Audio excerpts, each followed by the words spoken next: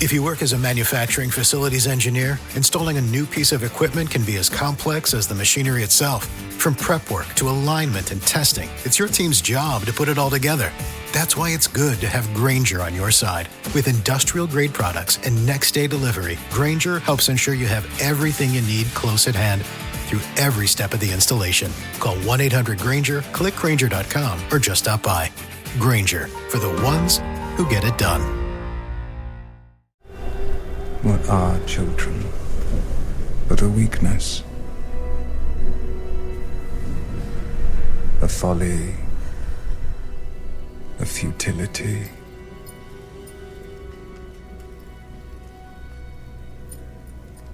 Through them you imagine you cheat the great darkness of its victory.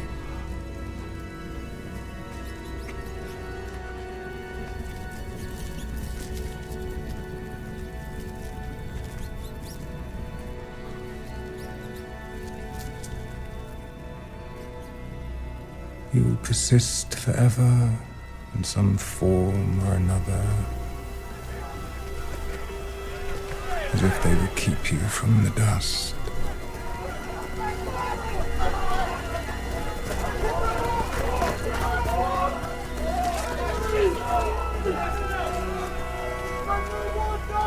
But for them, you surrender what you should not. You may know what is the right thing to be done, but love stays the hand.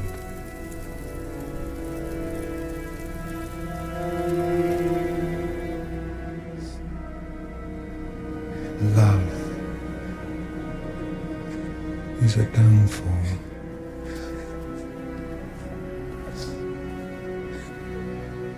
Best to make your way through life unencumbered, if you ask me.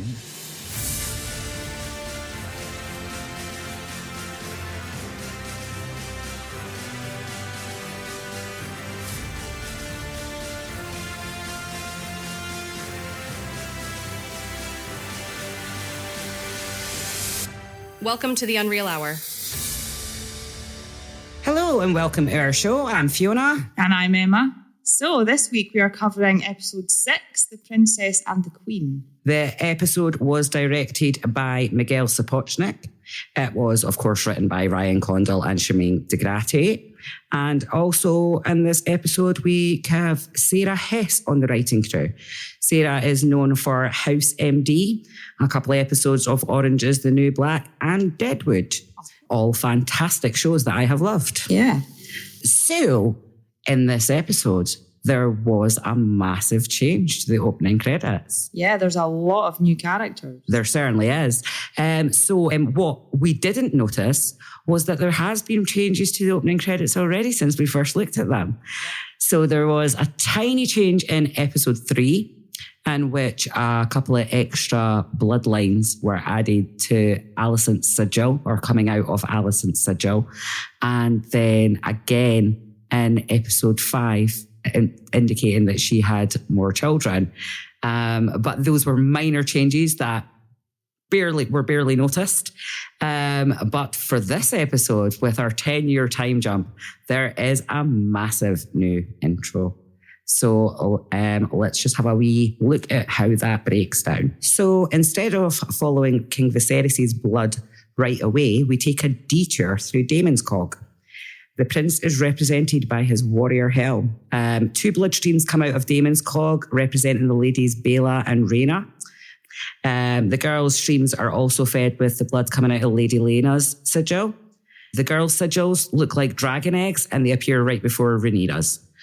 Something interesting happens with the bloodstream that should connect Rhaenyra's to the father of her children, but instead of mixing with Laena's or Sir Harwin's, the line goes beneath a box, indicating the doubts surrounding the true parentage of the young Jace and Luke. The sigils of the 2 boys appear right out of the box. Right. Okay.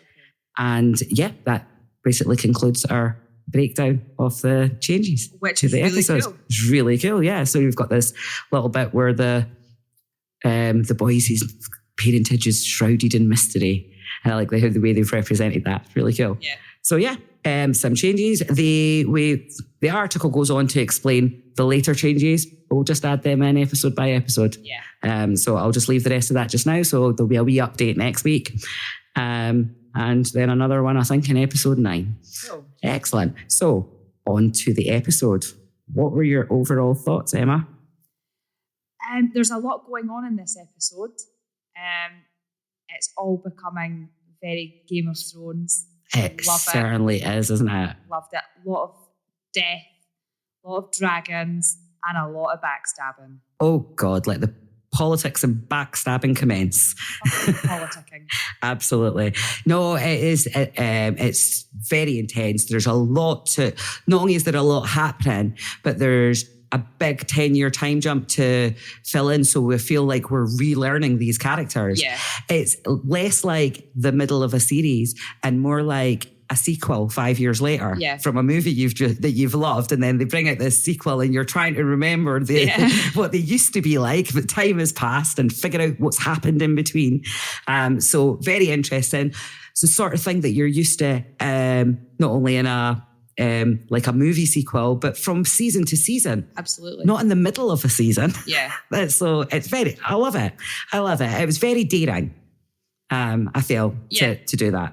And having read that chapter of the book, and bear in mind that from the opening episode right up until Viserys' death, is only one chapter of this book. But the period of the 10 years, the only thing that really happens in those few paragraphs is they just say, well, Daemon had this child and then Rhaenyra had that child and blah, blah. So I can see why they just 10-year jumped it. So clever. So we've got lots of new characters said. So the recasting first. You want to take this? Yeah, sure. So we have Emma Darcy as Rhaenyra, John McMillan as Laenor, and Olivia Cook as Alicent. And I really feel with those 3 actors that they've chosen, it's great casting. It's fantastic. The similarities are fantastic. Oh, yeah. Oh, definitely. Even down to the facial expressions of their younger counterparts. I think the casting was really, really good. And obviously the acting is fantastic. Yeah, no, I thought all 3 of them are absolutely brilliant. Olivia Cook looks so much like young Emily Carey. I had to look twice and think about it. No, it's not possible. I remember this time round I knew, but first time round watching it, I thought, is that the same person? Yeah, have they just made her up to look older? Yeah, definitely. I thought that too. It's fantastic casting, not just because they look alike, but the actors are absolutely fantastic, and Laenor as well. John McMillan is fabulous. I do have to say though, I will miss Millie Alcock.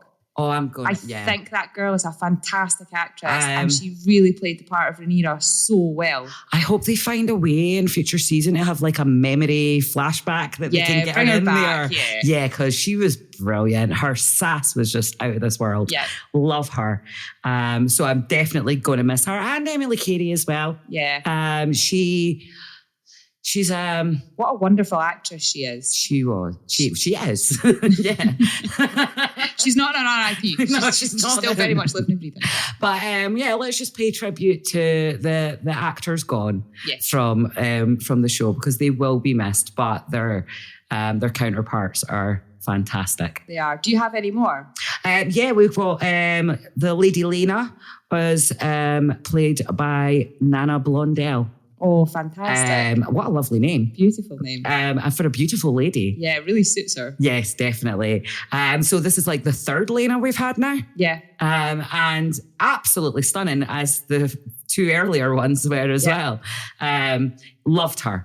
Absolutely loved her. Sad that we won't be seeing much more of her, but we shall save that for later in the episode. So, on to the new cast. So we have, first of all, Rhaenyra's children. We have the young Jace, or Jacaerys, was portrayed by Leo Hart. We have Luke as Harvey Sadler, and the young Joffrey was born in this episode, and I have no idea who the baby is that plays him. He did a fantastic job. But he did a great job. We also have Alicent's children. So this version of Aegon is played by Ty Tennant. Oh, David Tennant's son. Yes, well, he's adopted his son. He's married to his mother. Okay. And but at some point he adopted Ty. Oh, fantastic. So yeah, that's David Tennant's son in there. So he must be so proud that his opening scenes in a major TV show were wanking out a window. What a brave young man. Oh, definitely. And do you know what? I'm actually going to throw in our first clip right here because the way we usually do our episodes is, breaking it down by plot line. Yeah. And I feel like this little scene was just extra to the main plot lines that we're discussing. And I'm scared we're going to miss it. So I'm going to throw it in now. Awesome. Whose idea was it? Oh, okay. The pig. Was it your plot? No. It was Jace. And it was the two of them. I couldn't be sure. Edmund is your brother. Oh, he's a twat. We understand. You may cuff him about as you wish at home, but in the world, we must defend our own. It was funny. Do you think Rhaenyra's sons will be your playthings forever? As things stand, Rhaenyra will ascend the throne, and Jacaerys Targaryen will be her heir.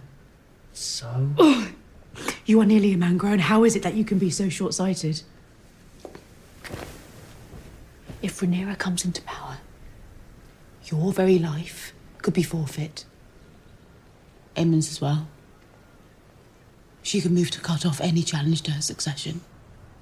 Then I won't. You are the challenge! You are the challenge, Aegon! Simply by living and breathing! You are the king's firstborn son. And what they know, what everyone in the realm knows, in their blood and in their bones, is that one day you will be our king. Oh, no. That slap was so much more intense when it's just audio. Yeah. It was an intense scene there, wasn't it? Yeah, that was a proper mum row. Oh, big time. You see how much Alicent firmly believes everything that her father was trying to teach her in the last episode. Now, she believes that with every fibre of her being, that they're coming for her.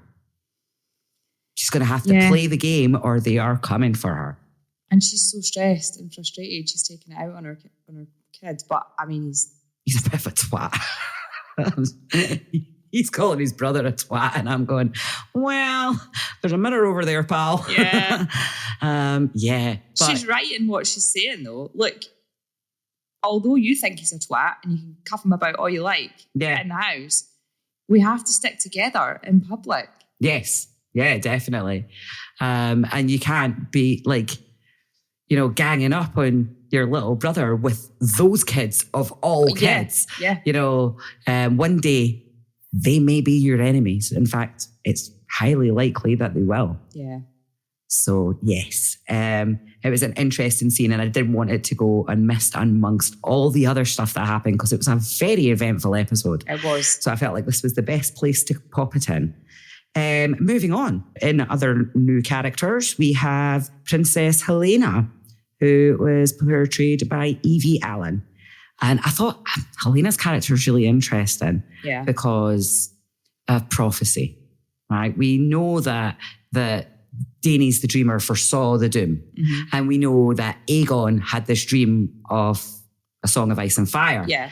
And I believe that Helena is the next prophet in the family. She's so kooky and weird though, isn't she? She really is, with that bug. Bless her. Yeah. Definitely. So, yeah, and she says that line when Alicent's trying to convince Aemond that he will have a dragon one day. Mm-hmm. And then she goes, he'll have to close an eye first. Yeah. So foreshadowing, I'm assuming that this is a rewatch for anyone that's listening, and you know what we're talking about. And just in case you don't, I'm not going to say. Because that's the next episode. So We also have the young Aemond, Prince Aemond, played by Leo Ashton. And those are our main cast. We have a few other extras. We have Sir Carl Corey, played by Artie Frauchen. Lord Alan Caswell, who congratulated Rhaenyra on the steps. Oh, yeah. And I'm only mentioning him now because he is relevant to the story later, but this was his first appearance. Yeah. So he's in there. We also had Prince Reggio Horatus, the Pentoshi prince that Damon was with, who's played by Dean Nolan. And the small council, we had Lord Jasper Wild, played by Paul Kennedy. We also had Grand Maester Orwell, played by Kurt Edgewayan. I think that's how you say that. But I'd like to point out at this point that means that during the time jump, Grand Maester Melos passed away and did not even get a mention. So he has a place in our RIP section. And we also, in the credits, we have Eric Cargill, played by Luke Tittensor. Titten. That's the accent thing, isn't it? Mm-hmm. Tittensor, right? Eric Cargill. And he was... right, Emma's laughing at me because I said Tittensor. It doesn't matter how old I get, I still laugh at tit. Oh, well, it's a funny word, isn't it? Oh, dear. So Eric Cargill... I don't even think he had a line in the episode, but he was in the credits and I saw him on screen. So he's getting a mention. This is the first time we see one of the Cargill twins. Okay. So that's all our new characters. On to major plot lines. So the first and the biggest major plot line of this episode that dominates the most of the episode. I wouldn't say it's the biggest thing that happens, but it dominates the whole episode, is the parentage of Rhaenyra's children. Absolutely. And that opening scene. Wow. The birth scene. Go on, Rhaenyra. Oh, absolutely. She was clearly in pain, but she was holding it so well. Absolutely. I've given birth 3 times and I was not as composed and focused as Rhaenyra was. I'd like to think I would be, but I had a C-section. I'll never know. I'm going to pretend that I was a soldier. You were? Yes, absolutely. Anyway, so that birth scene was absolutely intense, but it wasn't. I like that she was holding back and being like really strong through it, because you so many birth scenes where it's just all scream, scream, scream, and then healthy baby. Yeah. But I feel like this episode, because they did this way to show this contrast between a normal labour and something not being right. Yeah. And I feel like that with the levels of intensity were on purpose. Yeah. For to demonstrate that point. So it was quite an intense scene. You got anything else any other notes about that? No, just how the scene progresses. That the minute the baby's born, the Queen wants to see the baby.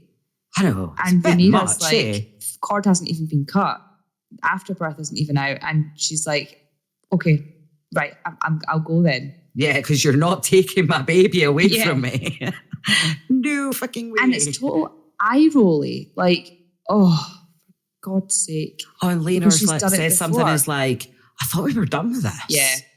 Yeah. So it's clearly this is an ongoing thing. The question around Rhaenyra's children and Alicent pushing the issue. She knows why she summoned her. Oh yes, absolutely. They all do. Yeah.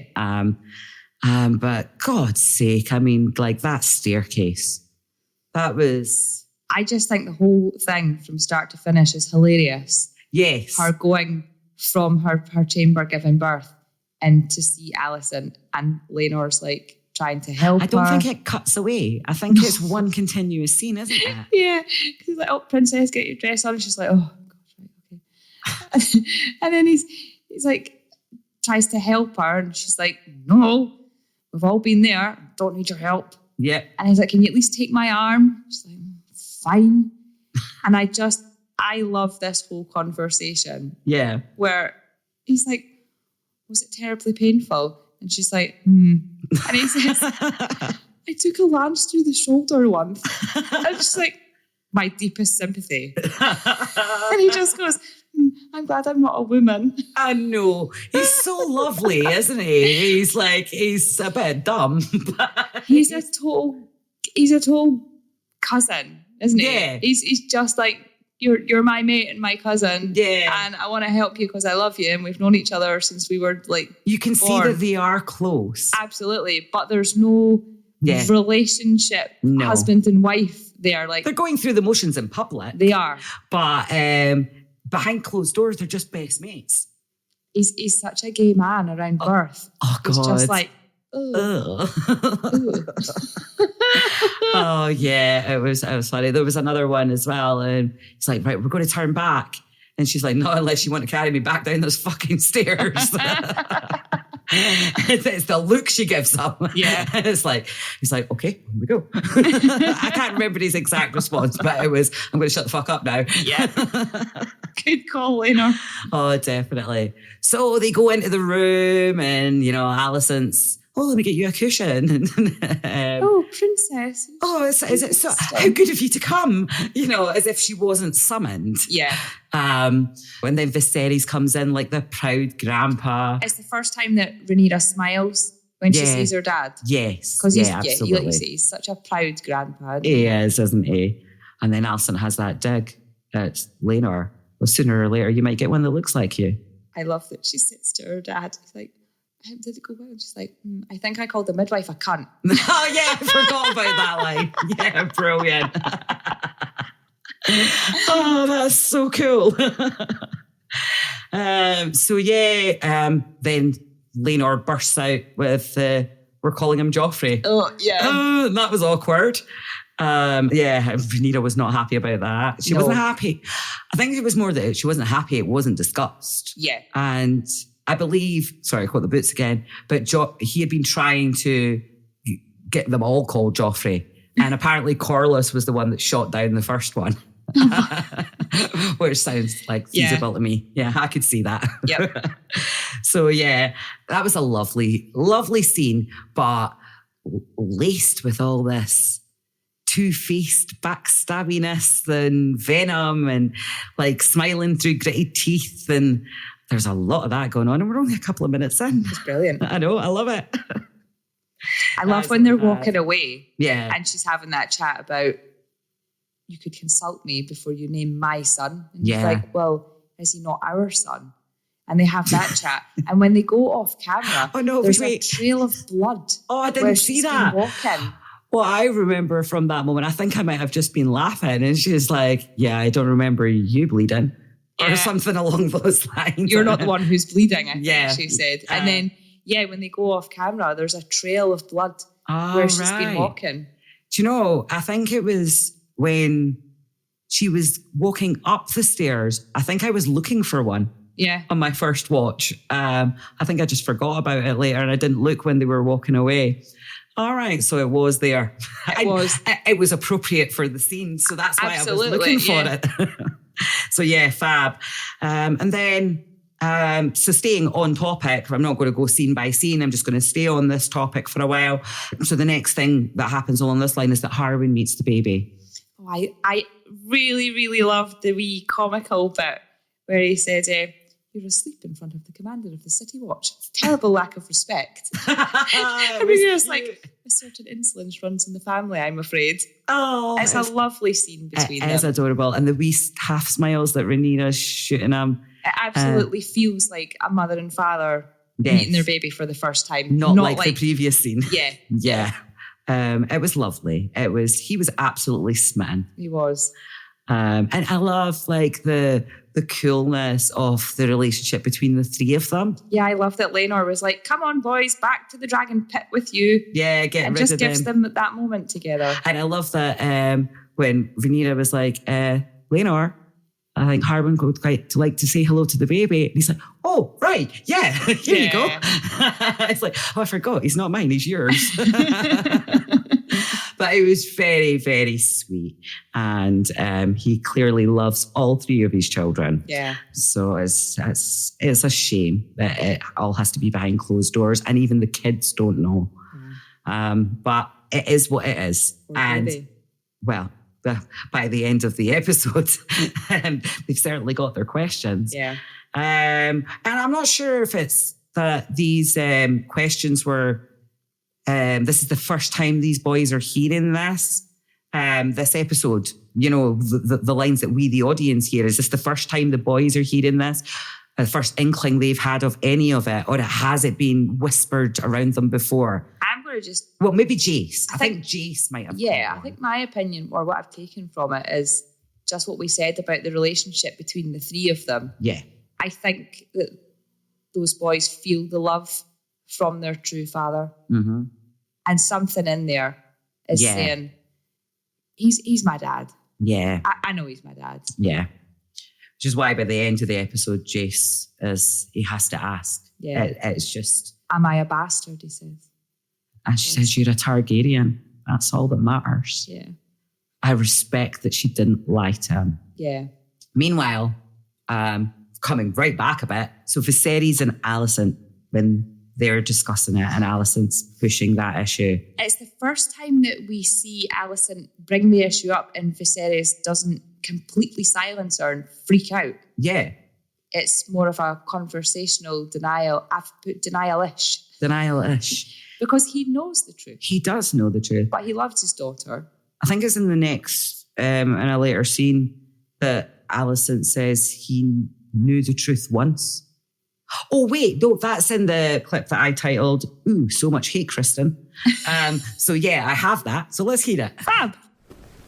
Have I lost my sanity, Sir Kristen? Do my senses lead me astray, or is everyone else asleep, dreaming the same woolly dream? Sometimes seems so, Your Grace.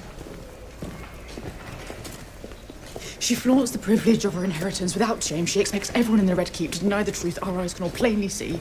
And the king, her father... He knows. Of course he knows. Or did once, but has convinced himself otherwise. He'll do naught but make excuses for her. The Princess Rhaenyra is brazen and relentless. A spider who stings and sucks her prey dry. Harsh. Spoiled cunt. Oh dear, that's shocking. It's like, okay, so you got dumped. That was beneath me, Your Grace, I apologise. Yes, it was. Yeah, absolutely. Better much. I have to believe that in the end, honour and decency will prevail. Yeah. Me to hew to that, and to each other. She is giving off Cersei Lannister vibes this whole episode. She really is, isn't she? That really irks me, that she's now a cunt because she dumped me. Yeah. That really fucks me off. Yeah, he has 180. That is toxic masculinity at its fucking highest of the highest order. And it's like, he was so nice. He was. And so was Alicent. And now they're both feeling so much resentment and hate. And they're feeding off each other. And yeah, and when she says honesty and decency prevailing, through what? Backstabbing and manipulation. Yeah. That's not honourable or decent. Exactly. So they're so misguided by their bitterness. Definitely. But like they were saying, Viserys knows, but he's never going to admit it. And then he makes that little speech about the black mare that he once had, that bred with a silver stallion and produced a brown, unremarkable horse. And she says, did you physically see them mating? Do you know, like, as much as I'm like, oh, cunt, shut up. Let Viserys have his dream, right? But at the same time, it was a good answer. It was, and we absolutely have to bear in mind, although it's bitterness that she now feels, she's right. Justified in her bitterness from what she's been through. Yeah. She's been used. Definitely. And Rhaenyra's been allowed to be in love and have these babies in a loving relationship on the sly. Yeah. But she's had no love. Exactly. All right, Viserys loves her, but she's never been in love. No. Ever. She's grown to love him. And I think she does. The way she's like settling him in his chair and looking after him and everything. Absolutely. But she's never been in love. And I would imagine that she'd had to close her heart off to a lot of things because that's not something that she felt through her duty and honour And that she was allowed poured to all have. that love that she did have in her heart into being a mother. Eventually, because she Yes. did struggle with that, didn't she? She did. She wasn't good with the young babies. No. She definitely didn't look comfortable with the babies in her arms. But you can see the older version of her, how much she loves her children. And they're all she's got. And I think that's where a lot of that frustration in that clip with Aegon comes from, because he's a bit of a twat.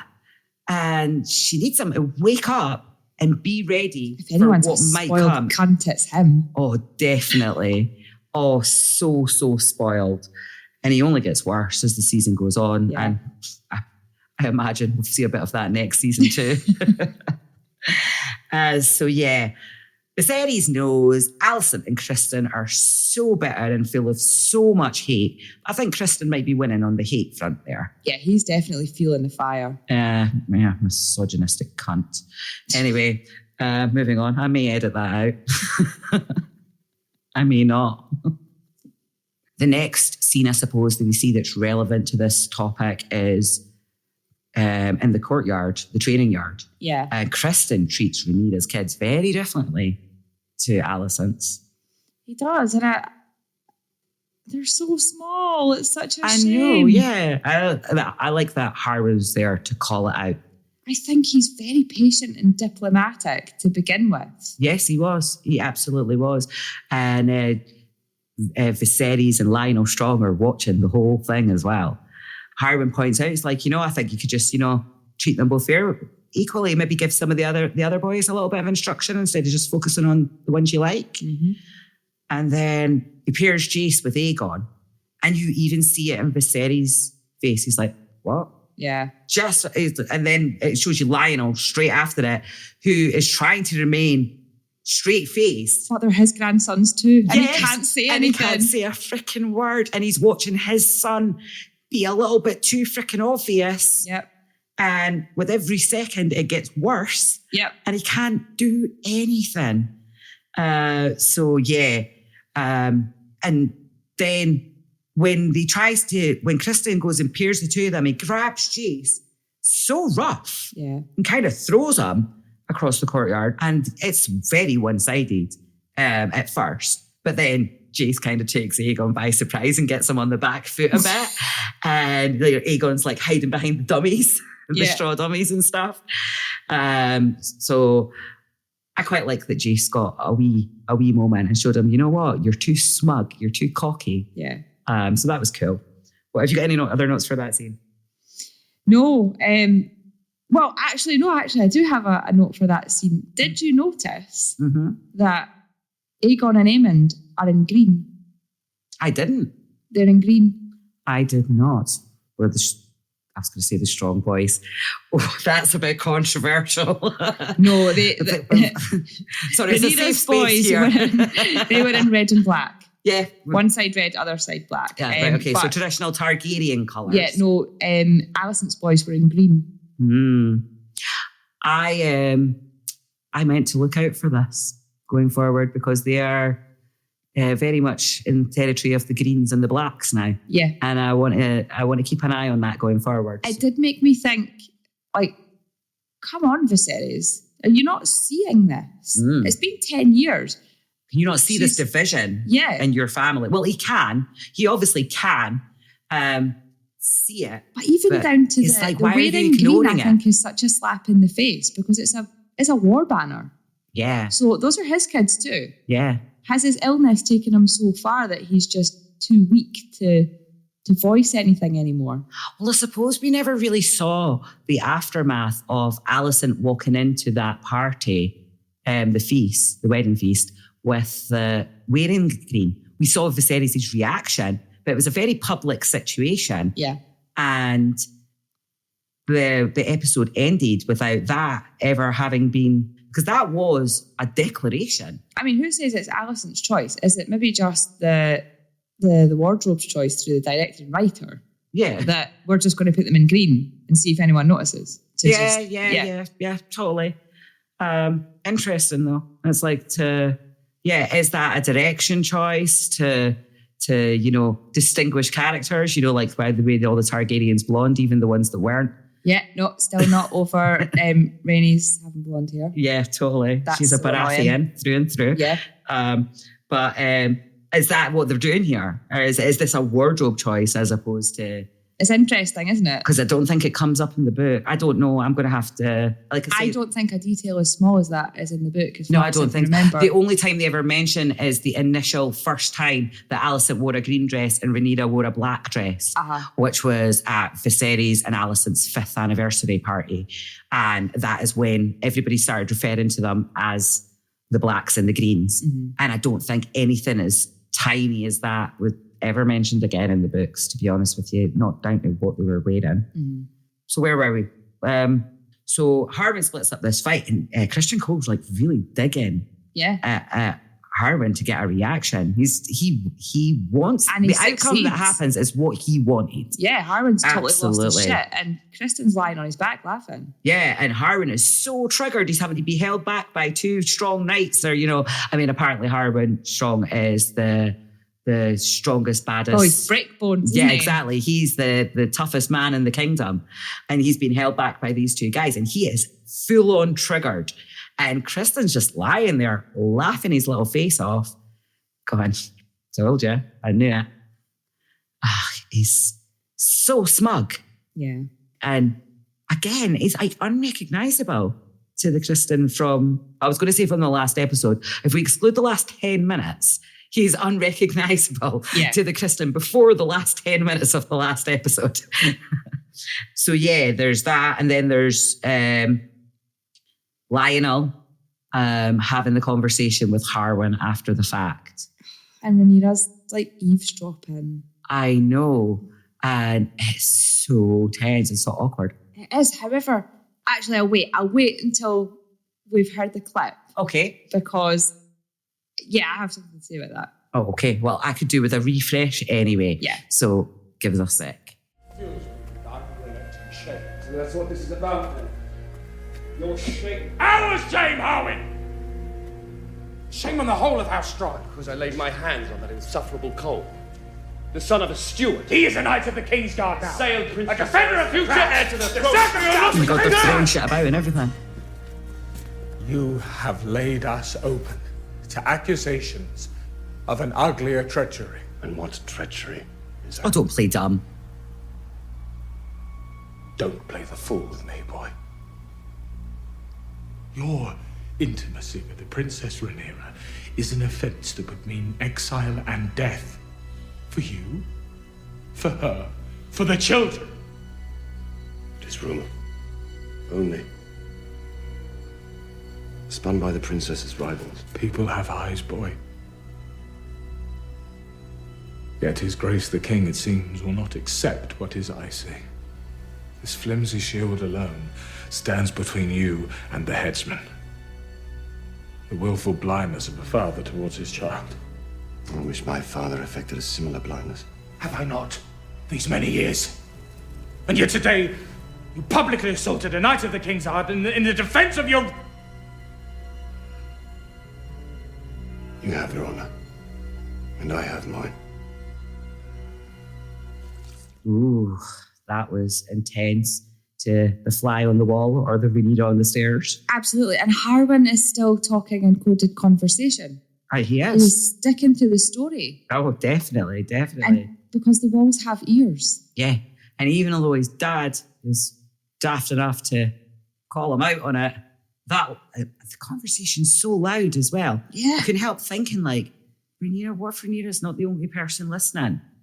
And I think Harwin was also thinking that. Yeah. Stick to the story, Dad. Never broke I've just lost my shit. Don't lose yours or we're really fucked. Yeah, exactly.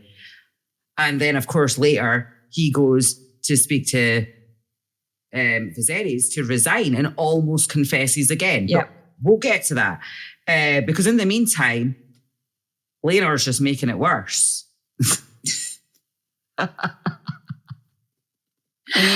He dear. comes in so drunk.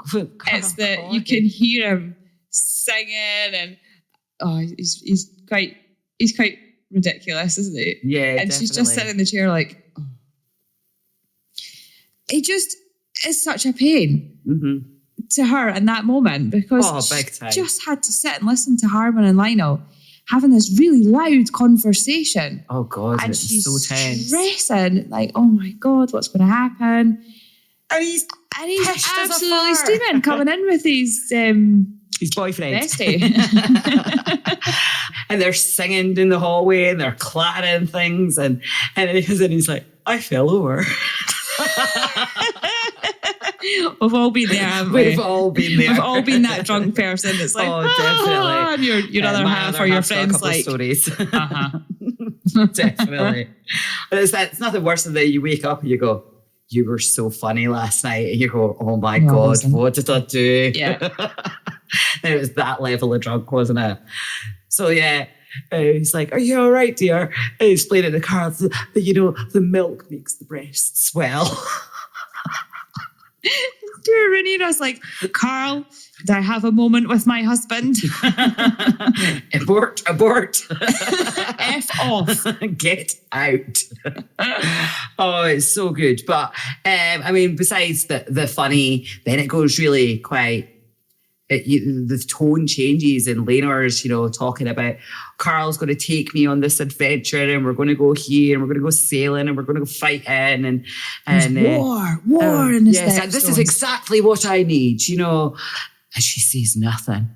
And he keeps adding a bit more and he's like, so what do you think? Yeah, he's a little like. He seems to have slightly sobered up. He does, because I think he's starting to notice that she's no laughing. Yeah, but when you're that drunk person sitting with the sober person and then you're like, oh, I'm being very annoying. Yes. Yeah, he definitely had that moment and his tone changed. But then she responds, and I have this clip. Back at sea. Are you mad? Do you know what's happened?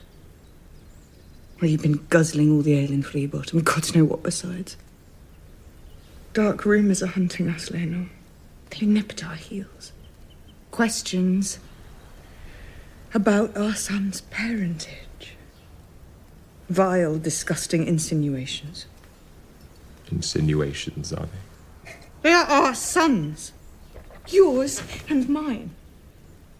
And their true father will not abandon them now to go carousing through the narrow sea, waggling his sword and winking at his sailors. I am a knight.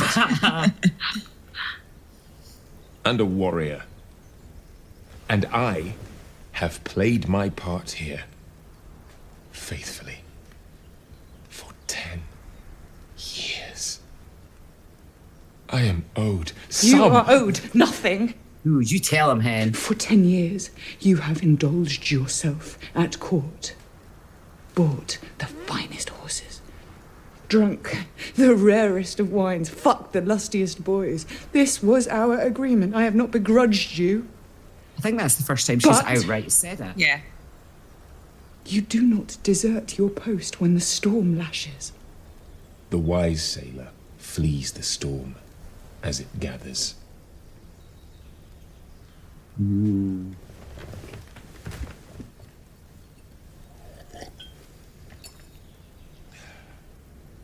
Very well, then I command you. As your princess and the heir to the throne, you are commanded to remain in King's Landing and at my side. Yeah, I can get on board with that call. Absolutely. Do you know what I spent most of that clip thinking, though? Well, at least the first half of it was a line that I never noticed before when I'm watching it. When she says, you're drinking all the ale in Flea Bottom and God knows what else besides. I'm like, got drugs in Westeros. like, what's the drugs? Oh, I know what people are getting high on in Westeros. But all joking aside, that was powerful. It was. I love that. It's just like, well, I'll give you an option to do the right thing. And now I'm taking your choice away. I'm in charge. Yeah, I can totally get behind that. I actually do that. Yeah, me too. I voice it in a question. Yeah. However, it's not a question. No, it's not. It's a command. It is. Don't make me command you. Just agree with me. I love when I do that to the kids and they go, yeah, but Mum, it wasn't a question. And they're so confused. They're like, oh. But you said it like a question. But you asked. No. Read between the lines here. And poor Laenor in his drunk state, thinking that he was going to get away with that. He's just had a great night in the Raz. This is brilliant. I'm going to go back to war. I'm going to go on ships. It'll be great. Mm-hmm. No, you're not. No, you are not. The shit has hit the fan, love. You're not going anywhere. I command you. And I don't really blame her. So I think that was, for the most part of the episode, I don't think there's anything else on the question of the parentage of Rhaenyra's children. Yeah. It might be referenced again, but I feel like that was the bulk of the plot around it. So we'll move on. And the next big plot line, I feel, is Daemon's. I've titled it Self-Exile, because he was exiled from court, not from Westeros. Yeah. And he and the Lady Laena are living the traveller's life. And they're being welcomed all over the free cities. And everybody loves a dragon show. Very much so. And they're offered residency. Yeah. This is where they meet Prince Regio Hataris, I think his name is. Oh, mate. And he offers them a place to settle. And what he wants in return is to bolster Pentos, to deter the Triarchy from looking at them. And this is another point where we've just heard from Laenor about the Triarchy. Yeah. And so we hear again about the Triarchy. Yes. And it seems to be pushed aside by all of these relationship issues going on and all of this selfishness. This is going on, I think, in every episode. Every episode with the Stepstones and the Triarchy. They've become very comfortable with peace, haven't they? Yeah, definitely. It's like they don't want to admit that war is on the horizon. Yeah. Even when it's knocking on your front door. And Daemon's been there before. Yeah. With the crab feeder. Yeah. So you would think of anyone. Yeah. He would be very keen to be involved in that. And I don't think that was the part that was appealing to him. No. It was more about staying the fuck out of Westeros and the fucking politicking and succession and the responsibility of being a good person because you represent this family. And Laena makes an excellent point to him, though. Yeah. About him spending all his time in libraries, reading all these books about days gone by. Yeah. And if you're not that interested in it, Daemon, then why are you spending all of your time on it? Exactly. And the only thing he's got to say is, well, the wine's better in Westeros. This amber pish is... Oh, wait a minute. I have that quote. He says, I miss Westeros' strong wine. At least guaranteed peaceful oblivion. Yeah. He's like trying to pretend he doesn't care about back home. And it's just the wine I miss. But he does. He clearly does. He's just trying to take any distraction that'll come along. And let's face it, Laena is a very beautiful distraction. She is. And she's badass. She rides Vhagar. She does. She's a cool girl. And he does have a lot of love for her. Outside of Rhaenyra, it's the only woman that you see him in the show having an affection for. No. I mean, there was a hint of an affection with Mysaria, but I think he was just trying to find something outside the marriage that he'd been given because he wasn't finding anything there. What? I've got it. What have you got? He has a real respect for someone that isn't sordid. Oh, there we go. That's what it is. He actually has respect. There we go. Because we did discuss about this kind of... Well, we said, that maybe the reason he pulled back from Rhaenyra was because in his own twisted way... Twisted respect, I think we called it. Yeah. You asked if that was a thing. Yeah. Bless him, though. He's progressed onto actual respect. Yeah, absolutely. It is actual respect. And dare I say, a hint of love. maybe not the love that he wanted to find in his life, but someone that he feels he can share his life with. She is beautiful. She is. And she's such a cool girl. And she's really smart. And it was a clever marriage as well. Yeah. Because you have, he's not welcome in King's Landing. There's nobody really got a place for him among the Blacks or the Greens. Mm-hmm. But in House Velaryon can stand alone without either of them. Yeah. It's a strong enough house. It's a strong enough alliance. I think that's the way it's put in the book. That's part of the reason he made that choice. So yeah, when Daemon entertains the subject, Lena does not look happy. No, she makes it very, very clear later that she wants to go home. Yeah, she wants to give birth to her baby at Driftmark, where she was born. And I love that she says, and I want to die a dragon rider's death. Yeah. Oh, she's got so much fire, that girl. She's really cool. Love her. But it seems like Daemon just wants the easy life. And dare I say it, I think he's depressed. Yeah, I would go with that. Yeah. He says that line. She says, we're the blood of old Valyria.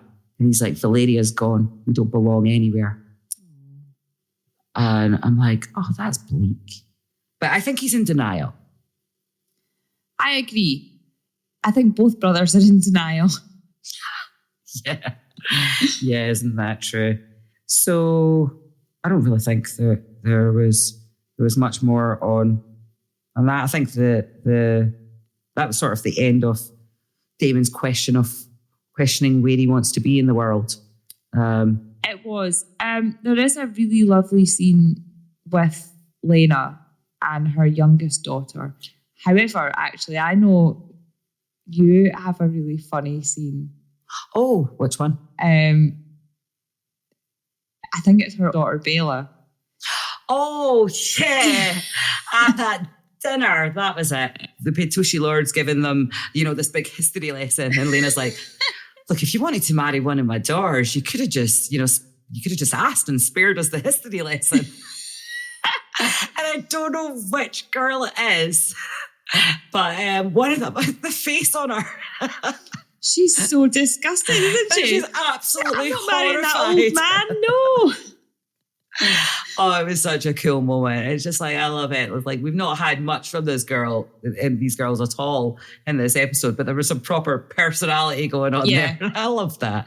But yeah, you're right. There was a beautiful scene with Lena and one of the daughters. I think they're twins, are they? Yes. They definitely were in the books. I assume they are in the TV show as well. Paternal twins, like non-identical? Yeah, definitely.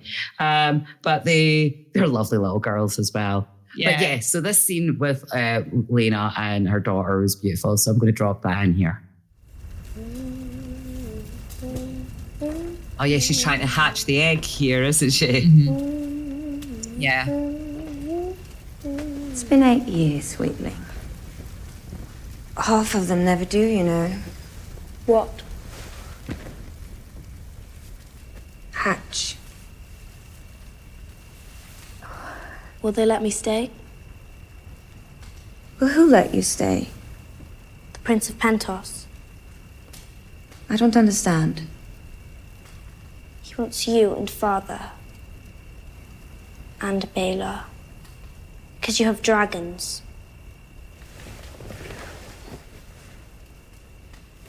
There is more than one way to bind yourself to a dragon. I was without one until I was 15 years old. And now I ride a Vhagar, the largest in the world. Badass. You have a harder road. Bela's dragon was born to her. But if you wish to be a rider, you must claim that right.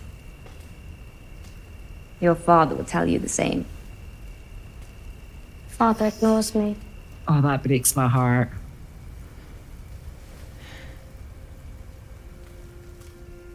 He's doing his best. Aww. She's such a lovely mum. She really is. I love that she's like, don't worry, there's other ways to get a dragon. Yeah. Look at me. Like, I've got the biggest one of all. Oh, she's so lovely. So after the scenes with Lena and her daughter, things move back to the Red Keep. Uh-huh. And we see the first small council meeting of the new era.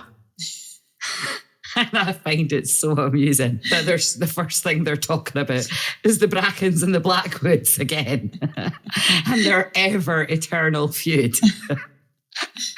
But the main point of the discussion is that Rhaenyra says black, Alicent says white, and vice versa. Yeah.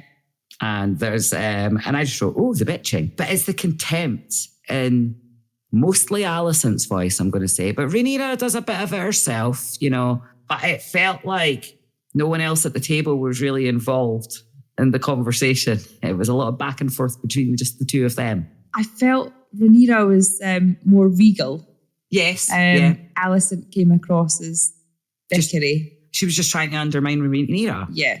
Yeah, absolutely. So after they have their wee dispute about the Brackens and the Blackwoods, it's back to the Stepstones again. Yeah. Which is, as we've already discussed, it keeps coming up. Yeah, and here is Alicent trying to dismiss it. Yeah. Because they're so focused on their own shitty bickering. Yeah. I love actually, there's a funny moment at this point when Beesbury starts talking about the Brackens again. Yeah. And it's like you can't keep up with the conversation. And they're like, we've already moved on, Beesbury. So I like that during all the tension that they can still make you laugh. Yeah. It's clever writing. I love that. So they're talking about Dorne joining the fight with the Triarchy, allied with the Triarchy. I mean, if that happens, they're fucked. And they're still going with the, you can't trust a Martell. Yeah, well, exactly. So prepare. Well, you can't trust your wife or daughter, love, but you could, Yeah. Focus, Viserys. Absolutely. I mean, if you think about where Dorne is located, I think of the major kingdoms, I think the Storm's End is the closest. Right. Okay. And I believe there's a stretch of mountains, I'm thinking maybe the Red Mountains, that separate them. The Dornish know those mountains so freaking well. They could mount an attack from there, absolutely. If they're backed up by the Triarchy, coming in from sea on the east, and the Dornish coming from the south, they are utterly fucked. No one thinks that this is important. I know. Like, hello. They're like they're arming on two sides of you here. Right? This is not good. This needs to be addressed. We're being flanked. Yeah. If they mount an attack from Dorne, the game is fucked. So it is absolutely ridiculous that this is not being taken more seriously. Jasper Wilde makes a comment at this point about Daemon, being king of the Narrow Sea. He called, he's a prick. He's only opened his mouth once and I don't like this guy. Oh, seriously. And then there's some more bitching I wrote. More bitching. Yeah, it's all just bitchy twat behaviour. Well, actually, there were some proper points being made here, though, with the bitching. Rhaenyra's saying, we abandoned the Stepstones. We should have put in fortification. We should have put ships patrolling the area. We should have put some soldiers there guarding. And Alicent's shitty retort is, we can't afford it. Our coffers are plentiful, but I'll piss off them. Yeah. Yeah, she comes across as just very bitter and bitchy in that scenario. I was like, Rhaenyra came back with, it was earlier, I can't remember exactly which point it was. It was during the Brackens and the Blackwoods conversation. And Rhaenyra said something quite logical and quite sensible. Yeah. I think it was probably when she was saying like, so we're just going to let these guys keep killing each other off, are we? And Alicent's like, oh, of course. She's just so, yeah, she's hard work. Oh, definitely. But it's like, petulant teenager are being, told to tidy the room and they don't want to hear it. And they're like, And we don't see, Viserys used to be a bit more, he was always a yes man. Yeah. But there would be a limit with him. Yes. He seems to just be letting Alicent run away with herself. He is. He definitely is. We could actually, can we talk a second just about how Viserys looks at this point? Because it's 10 years later. Yeah. And the bald cap is a lot thinner than it was last episode. And he's definitely, I mean, his movement is because he makes that joke actually. Is like to Lionel, and he says, I'm surprised I'm allowed to go to the privy by myself. Oh, yeah. So, yeah, he's in a bad way. But you're right. He is letting things just go by. Yeah. He's letting both Rhaenyra and Alicent just go at it. And it's just like... Yeah, 10 years previously, he would have had a cut-off point when he would have said, enough's enough, I'm the king. No. But I think the way the conversation ends is the circle. Is that us then? And then Alicent goes, right, we'll end it there. And they all go to get up, but Rhaenyra stops them. And she extends an olive branch. Yes, a desperate one. A very desperate one, yes. But I have that clip. Wait. I wish to speak. Be seated.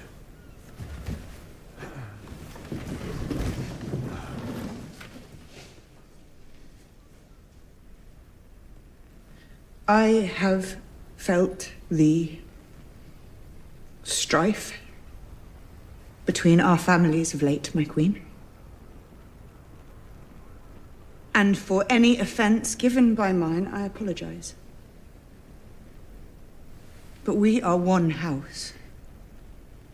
And long before that, we were friends. Oh my God, it's so tense. My son, Jacaerys, will inherit the Iron Throne after me. I propose we betroth him to your daughter, Helena.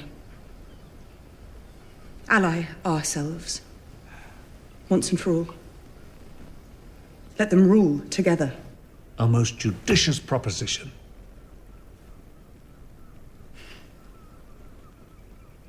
Additionally, if Syrax brings forth another clutch of eggs, your son, Aemond, will have his choice of them. A symbol of our goodwill. Rhaenyra. Oh yeah, our boobs are leaking now, aren't they? Yeah. Oh, bless her. Oh, seven hells. My dear, a dragon's egg is a handsome gift. Well. The king and I thank you for your offer, and we will consider it duly. You must rest now, husband. Yes.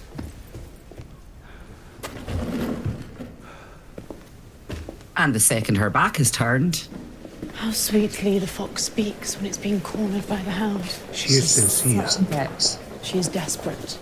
She feels the earth washing away beneath her feet, and now she expects us to ignore her transgressions and for me to marry my only daughter to one of her plain-featured sons. Oofed. The She proposal meant is a good one, my She queen. did. She's not allowed to say it again, though. We're a family. Let us put aside these childish quarrels. Join hands and be stronger for it. You may do as you wish, husband. When I am cold in my grave. She's got some fire in her now, though, that she never had before. I'm trying to remember that part of Alicent. Yeah. You know, remember the girl she was. Because I don't think I got this very much first time round. I'm not saying I didn't notice she was sweet in the beginning.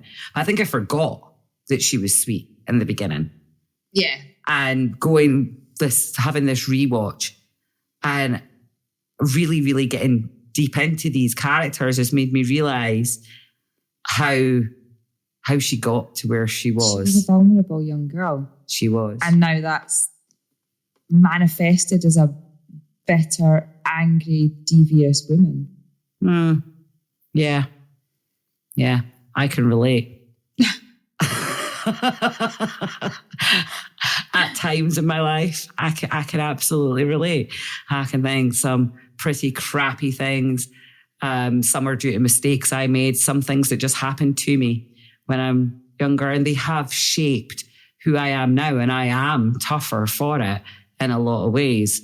And sometimes that toughness can come across as cold and harsh because I won't take shit anymore. But this is the wonderful thing about this world and these characters that George Martin's created, these really strong female characters that go through horrendous times. And they start off as vulnerable young girls, as we all do. Yeah.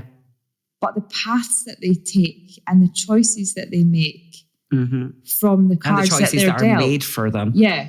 They all turn out so differently. You have your Alicents and your Cersei Lannisters. Yeah.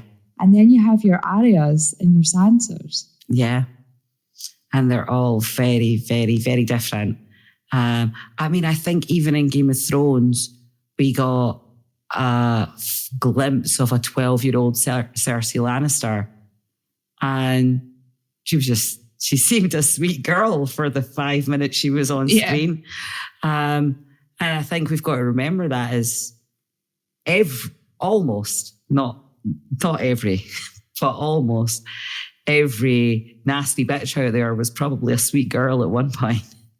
But I totally go with babies aren't born evil. Well, no, they're not. No, they're definitely not. None of them. But then we could get into nature nurture, and we're not here for that. We're here for the fantasy. Yep, let's get into back to the fantasy, because that got a bit real there for a second, didn't it? This is the unreal hour. Yes. Okay. Let's keep it unreal. Focus. So yes, moving on. The final main plot line, I suppose, or the final third of the episode, I would say, centres around the Curse of Harrenhal. Yes. It starts, I would say, with Lionel trying to resign. And it was very noble. It wasn't the right move. No, and it also felt like a desperate play. Yeah, it's like if I apologise now and get the fuck out of Dodge before I get caught, or before my son gets caught and disgraces my name. It's not even his name. He doesn't want his son, doesn't want to lose his life. Rhaenyra, his grandchildren. No. They'll all die in his mind. And that, I mean, he says that it's like those children, even those children. And you can see, or in that moment, that he cares for them too. They are his blood. Of course he does. He's such an honest character, isn't he? He is. He's truly one of the few actual good people in this world. So rather than stand there and lie, I'm going. I'm off. Absolutely. Let's do the clip. I'm being endlessly fussed over, Lionel. It's a wonder I can visit the privy alone. Oh. Your Grace. What might this errand be about, Lord Lionel? Your Grace, I feel I have come to resign my position as Hand of the King. The episode in the yard this morning, my son Harwin has disgraced himself, and every fishwife in King's Landing will soon be telling the tale. Young Harwin's outburst was unfortunate, it's true. But he's been expelled from the City Watch. That seems punishment enough. Forgive me, Your Grace, it is not. Shut up. Abort.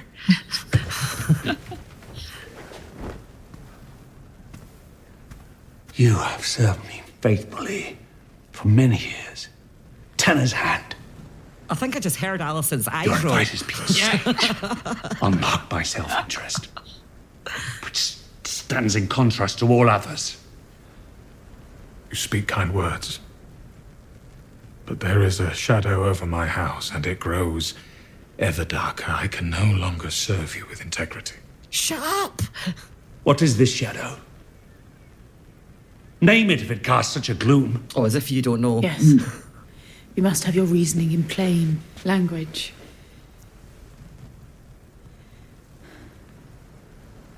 Translation, I dare you.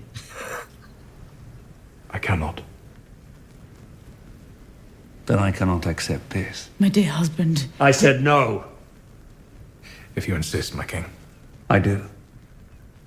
You will continue in your service to the crown. That was close, eh? Yeah. That was, he wanted to spill. Yeah. And Alicent was like a cat waiting on a mouse coming out a hole. Oh, she was. But it's the look she gives Viserys right afterwards. And he's looking at her like, what? She just spins on her heel and walks out the door. How many times have you had that moment? Somebody's looking at you like, what? You're like, I just can't. I'm out of here. Oh dear, it was a very tense situation. But it was very noble. And desperate. Yeah. He's a good man.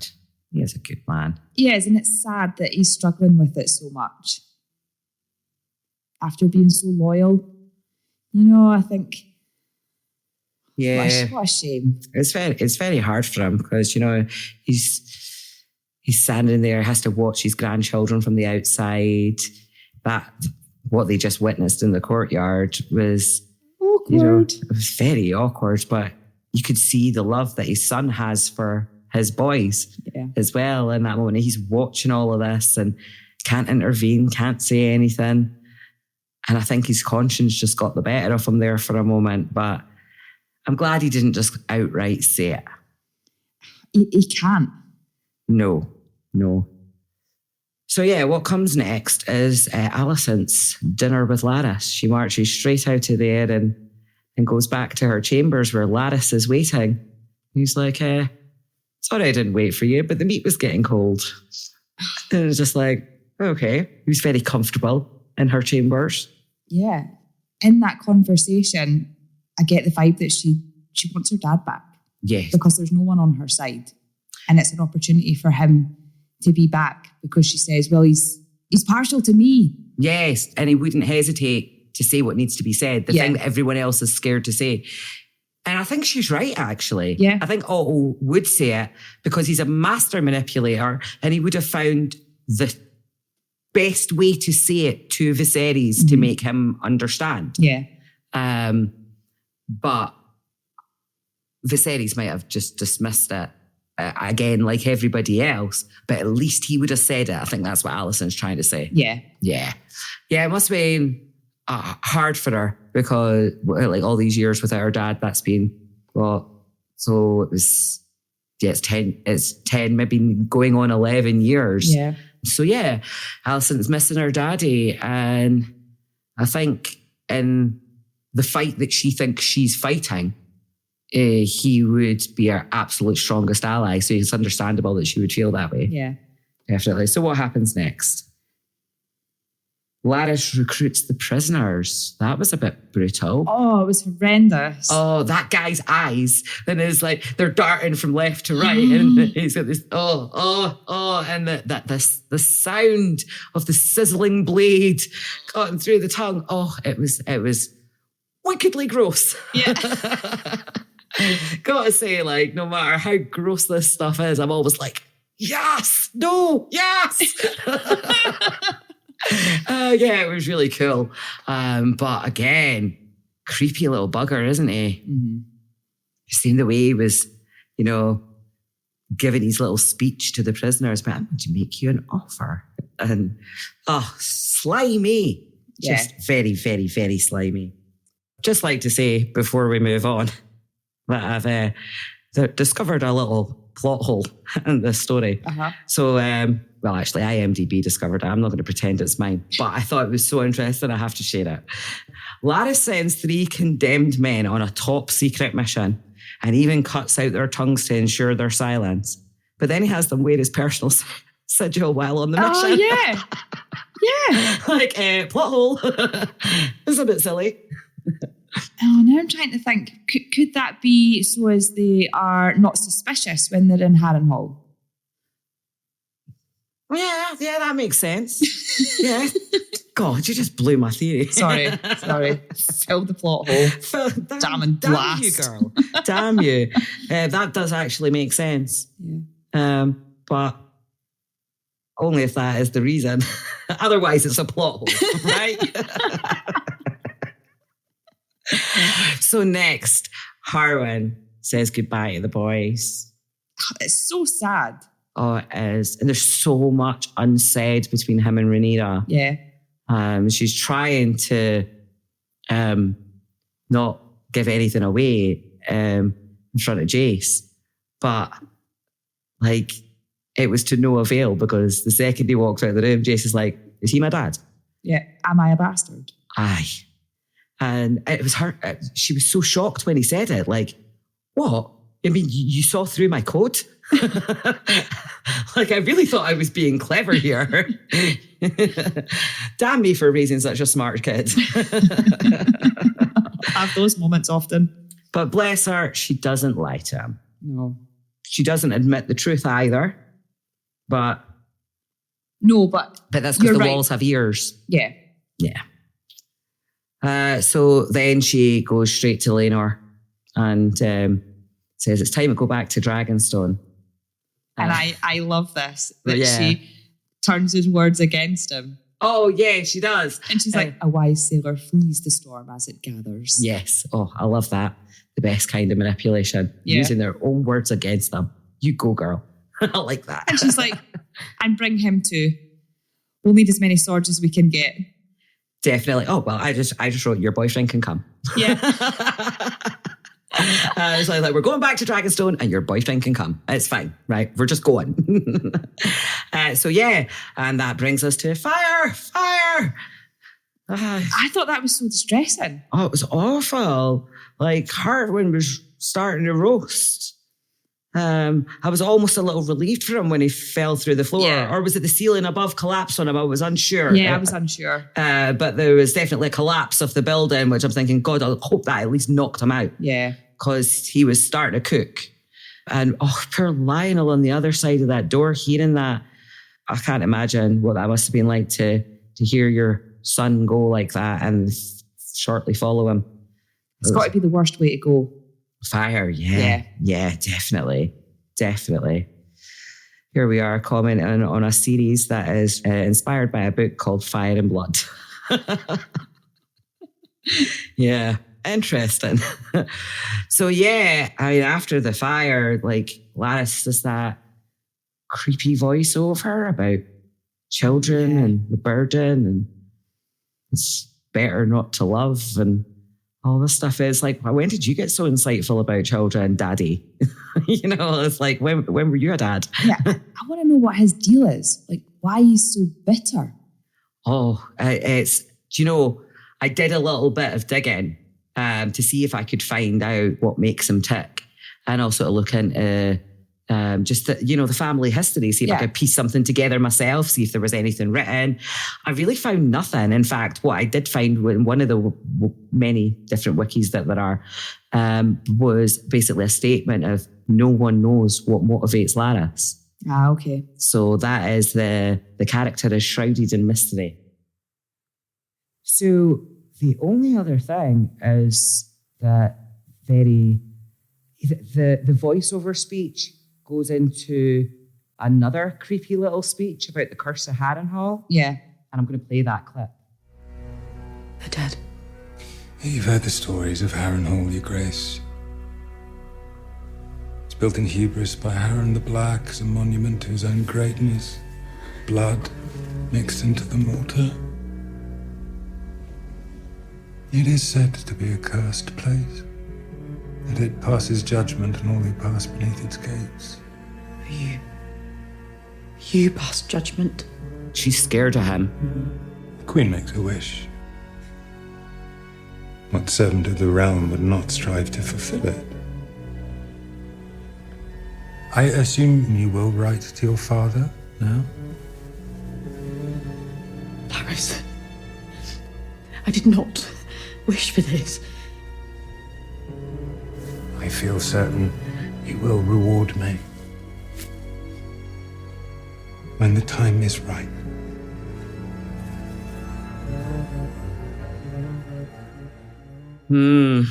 He's basically just saying, there, you owe me one. He's such a creep. Oh, he's despicable. And she seems vulnerable in that moment. Very, very. And she's, through this, I mean, this new incarnation of Alicent 10 years later has come across as quite strong and not scared to voice her opinions to Viserys. She's very assertive, and she's so far removed from the girl that we knew in the first half. And yet, there we go. We saw it again, that vulnerable part of her that still exists within her. And that man terrifies her. No wonder. Ooh, he's a nasty, nasty little man. It'll be interesting to see how his character unfolds next season, because as I was looking him up, what I got was very much the first paragraph of a much longer thing. So there's a lot to come with Laris. But I didn't look ahead for the sake of spoilers. Yeah. So trying not to be spoiled, but there's definitely a lot more to come with him. So I can't wait to see. That brings us to the end of our major plot lines. So we're going to move on to dragon sightings. Fab.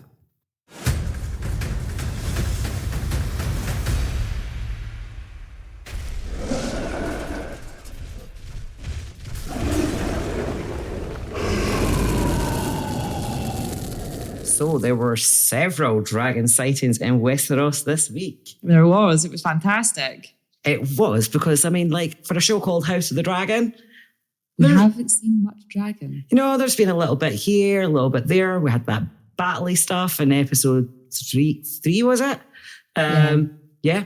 But there were so many different ones this week. So many little things. So can't wait to get stuck in. First of all, little Vermax. Little Vermax was so cute and so cocky and just a fab little dragon. Oh, you could just see him. He's just raring to go. Yeah. You can tell he's going to be fierce when he's big. Yeah. And Jace is so excited. Oh, definitely. He hasn't quite got control of him yet, but he's keen to learn. He is.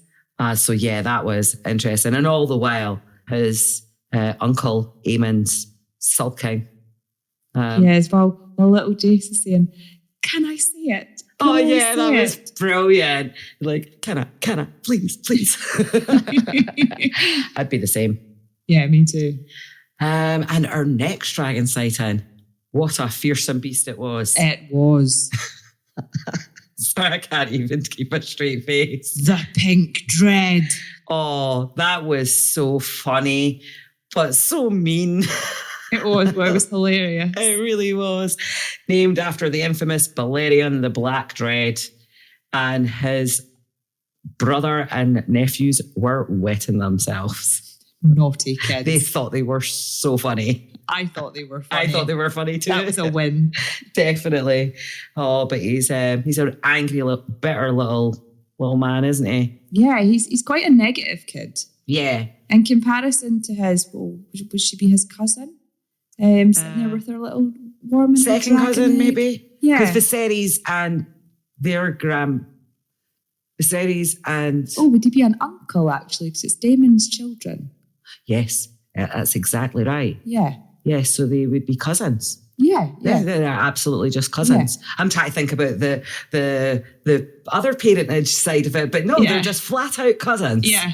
Right, brilliant. And yeah, she was Rhaenyra was so hopeful. She's after 8 years, she's still got this egg in the fire at every opportunity, wishing and hoping that her moment's going to come. And Aemon's just sitting sulking. Yeah, and again, we're counting eggs as dragon sightings because we've got to clutch, no pun intended, at what we can. Yeah, because we created a dragon section, and then sometimes there's no dragons, but we saw an egg. Absolutely. So then we had the unidentified pit dragon. This was really cool, and we don't know which dragon this is, but there's speculation, isn't there? And you've done a little bit of research. Oh my God. I Googled, I wikied, I went on Reddit, and there's no definitive answer. Nothing has ever been confirmed from the showmakers. But the general consensus is that it is Dreamfire. There's every chance it could be Sydax. It absolutely could. I narrowed it down to 4 potential dragons. Sydax, Sea Smoke, but I don't think Sea Smoke because Sea Smoke's a white dragon and that was That was not a white dragon. I'm fairly certain. No. It was dark, but I'm still fairly certain that dragon was not white. So I'm ruling out sea smoke. It could be Cyrax because Rhaenyra and Laenor are both in King's Landing at this time. Dreamfire is blue. Yes. So I don't think the colouring of that dragon was right. No, I don't think so either. And Silverwing, well, I mean, the clue's in the name, was a silver dragon. And I don't think the colouring is right there either. Unless it is another dragon that is being hatched and born and we don't know about it. Yeah, it's pretty big though. Yeah, it's pretty big. I'd like to think that they would have, wanted us to know what dragon it was, if it was some special dragon that we'd never seen before. It was certainly a very big dragon. So I'd like to think that they would want us to know who it is, which brings me back to it being Cyrax and a dragon we've already seen. Yeah. And I think that's a very legitimate reason for why no one has ever named it. Yeah. So there we go. It could just be that. Moving on, what was the next dragon sighting? Oh, the next dragon sighting was awesome. This was Caraxes and Vhagar with Lena and Damon. With their big show in the sky. Yeah. Very cool. I wrote, putting on a show for the locals. So, yeah, great minds think alike. Yeah. So I love that opening of that scene with Caraxes' tail sweeping through the water. Yeah. It was really cool. And then the camera tilts up the cliffside with the dragon and swoop it up. It was so cool. And then Lena with Dracarys. Yeah. And Damon's like, oh, hot. And it just made me think about Daenerys. And I could hear her voice in my head saying, fire cannot hurt a dragon. I was like, interesting. So yeah, that was really cool. Of course, we discussed earlier the Lady Rhaena trying to hatch her egg, which was very, very cute. It was cute. And it was a beautiful egg. Yeah. So yeah, I don't think that one's going to hatch now. But then again, she's warming it and looking after it and nurturing it. So you never know. You never know. Maybe it will. Our final dragon moment of the episode was with Vhagar and the Lady Lena. And wow, what a scene that was. It was so sad. Yeah. And then, of course, it's the emotion from Vhagar. I think that's... Yes. It's so sad. It absolutely was. So yeah, that Vhagar's face, the detail and the expression, I've never seen that with any of the dragons, really. There was little moments, when Daemon was giving Caraxes a cuddle or Rhaenyra with Cyrax, but that was, it was a cuddle and all the rest of it, but there was... She was pleading with her. She was. Pleading with each other. They were. Please don't make me do this. Yeah, and please do this. You. Yeah. This is how I choose to go out. It was a heartbreaking, harrowing scene. And I cried. I did. A wee tear? I have a swinging brick. Oh, well. I'm a big sap. So it don't take much for me to get a wee tear in my eye, but that was definitely one of my triggers. That was raw. It was. But fantastic dragon moments this week. Absolutely. So that brings us to funny lines. Well, as usual, I've used up all my funny lines in the main plot, and I really have to stop doing that. Do you have any left? Some of them I used up. Some of them were actually in the scenes that we played in the clips. Yeah. So I'm like, damn it. But there's no point in saying them again. We've already heard them. But I have got a couple left. So when Aegon's in the courtyard and he's training with the straw dummy, and he says to Kristen, "My opponent sues for mercy." To which Kristen replies, well, you shall have a new opponent then, my Lord of the Straw. I was like, that was quite witty. It was. I'm finding him hard to like at the moment, but that was a good line. Yeah. The next one, this was good because it's just my kind of humour, the dripping sarcasm. But when Lady Lena says to Daemon, I've had a letter from Laenor, Rhaenyra's had another child. And Daemon's reply is, did Laenor mention if this one bears a remarkable but entirely coincidental resemblance to the commander of the City Watch? Oh, that was too good. Yeah. And even Lena thought it was funny. She had a giggle too. So, yeah, it's like, everybody knows. Yeah. Even across the narrow sea. Oh, God. Cringe.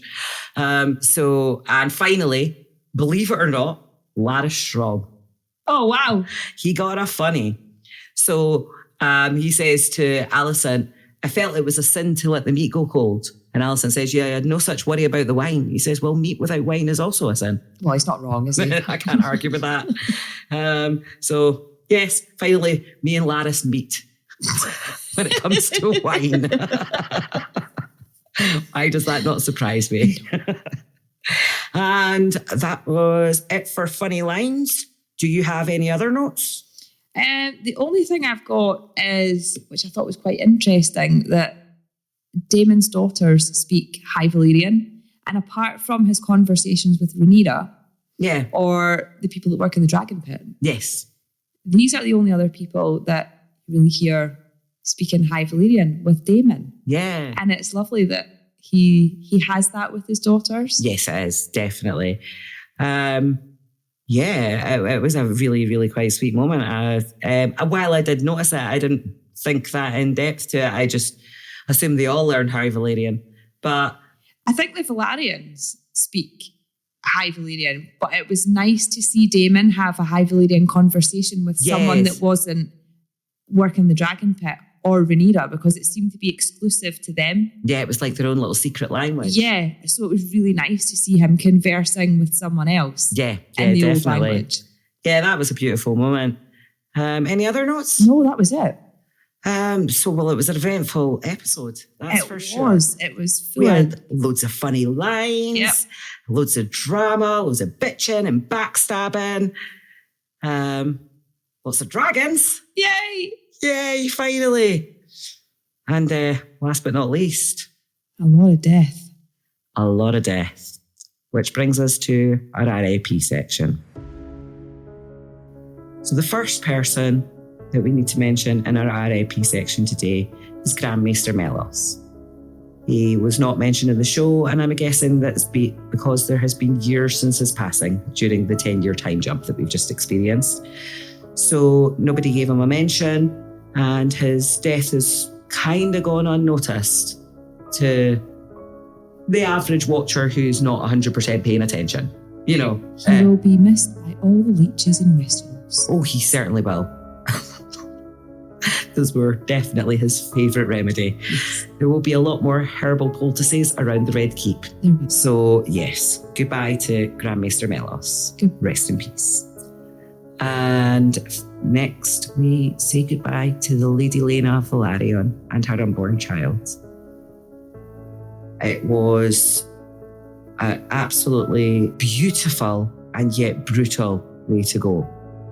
It was very shocking and very, very moving. She was a strong mother, a caring mother, a supportive wife. Yes. A wonderful daughter to her parents. Yes. And a great sister. Yes. And a phenomenal dragon rider. Yes. She was strong right up into her very last seconds. I love that when they were trying to decide her fate, she just got up and walked out the room and decided her own. It was a strength of character that we rarely see in this world. Yes.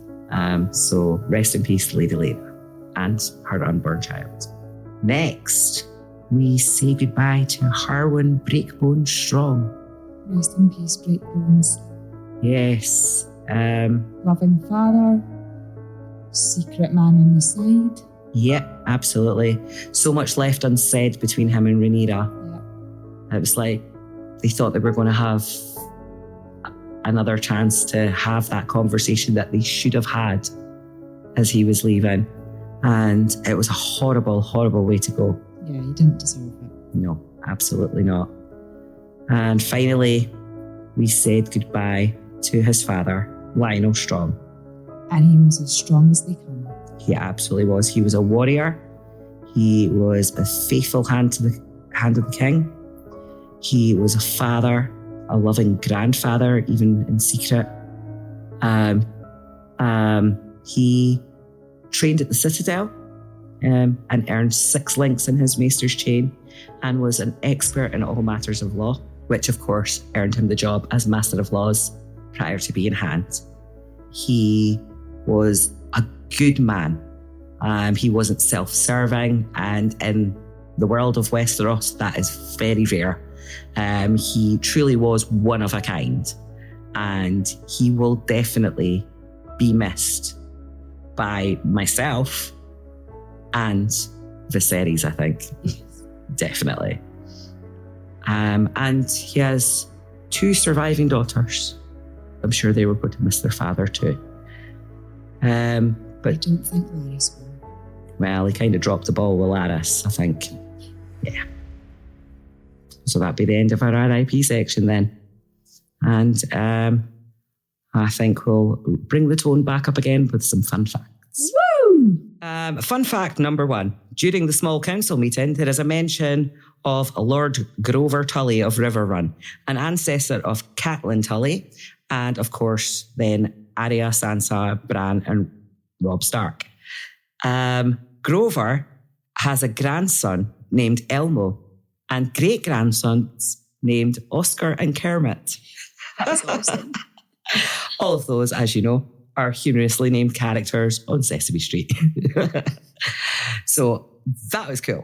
That is cool. I do think that's funny. I love that George has just written something completely silly in there.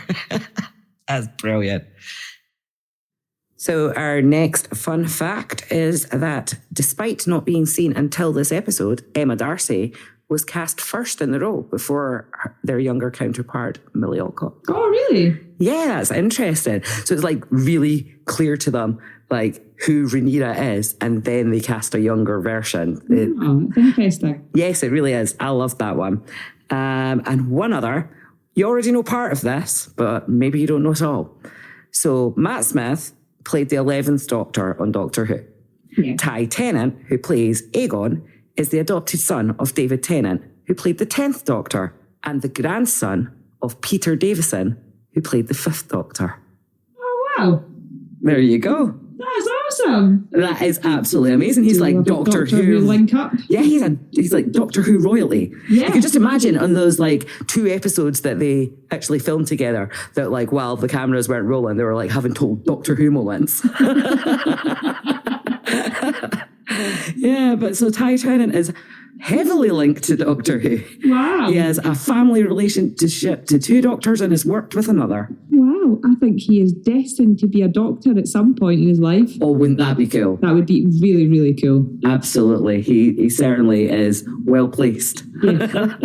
So great. And yeah, we think we just have one more. So the other fun fact was something I put together myself from going back and looking at the book.